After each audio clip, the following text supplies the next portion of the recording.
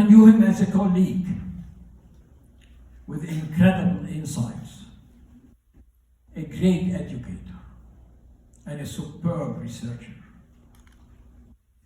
He was a regular at my course that we taught in the Arts and Science program, an elite program at McMaster, where students are admitted only if they get 94 and above in every subject. And we used to chuckle, Graeme and I, that we are so happy to teach here, we would have never qualified as students. But this is not true about Graeme, because he qualified for Harvard, got his PhD from the best university.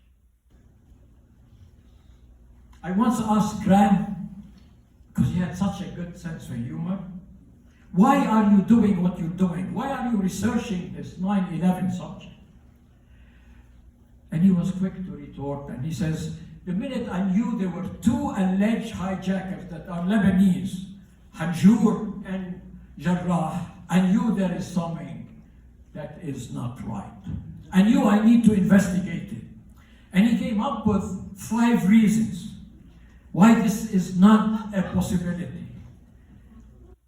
They came, the hijackers, in a Toyota. No Lebanese would go anywhere except in a Mercedes or a BMW.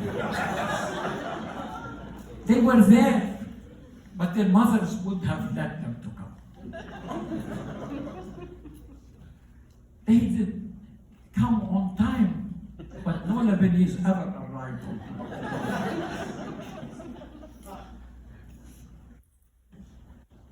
Lebanese would have been bragging about what they're going to do, and the world would have known days and weeks before. And by the way, they would have never got to the cockpit. They would be stuck in the back of the plane flirting with the hostesses. So then, to a great extent, he said, it perked my interest. I knew there is something not right about this.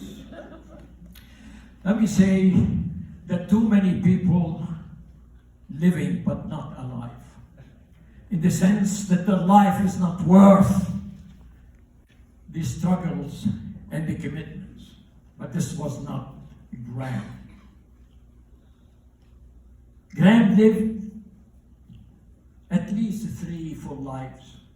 The life of a scholar, the life of the committed advocate, the life of the superb professor, the life of the superb and committed and painstaking perseverance to the end. He was publishing volumes on his deathbed.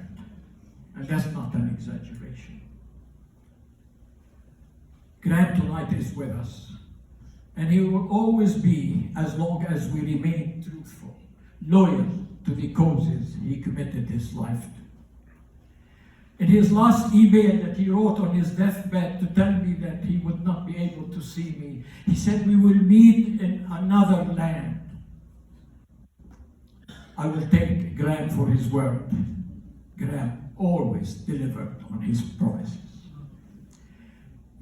We're going to begin by asking Graeme's partner, stood by him, fought along his side, believed in the very ideals to which he was committed. I'm going to invite Graeme MacQueen to join me at the podium.